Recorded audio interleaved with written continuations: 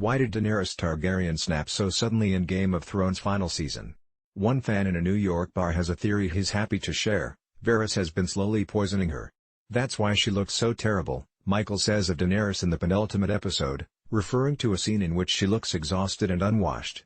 This poison makes you go crazy and violent before you've had the final dose, he adds. So the fan theory is that he succeeded in poisoning her partway.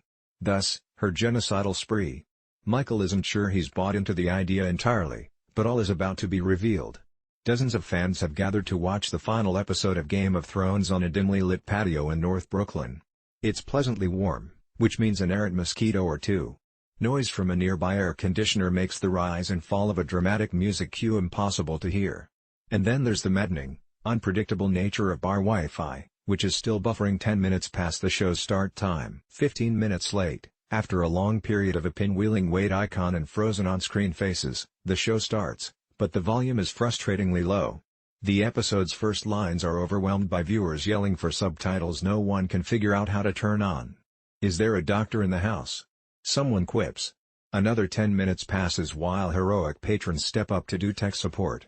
The group experience can be a lot of work, and it involves frustrated waiting to see a program we could all be watching from the comforts of home. But there is emotional strength in numbers, a need to turn to the person next to you in open-mouthed disbelief, as if to say, "Are you seeing this?" A show where a pregnant woman once got shanked in the stomach like it was a prison showdown, not even the worst thing to happen on Game of Thrones, demands to be watched with other people. And a $7 beer is a more palatable price of admission than a monthly HBO subscription you're borrowing from a friend of a friend. The nearly decade-long saga captured the public eye in an unprecedented way. It's easy to shock people by admitting you don't watch the Dragon Fantasy show.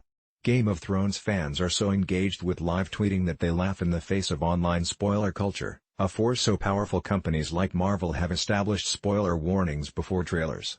A million ding-dongs are clamoring for HBO to remake one of the most expensive shows in TV history.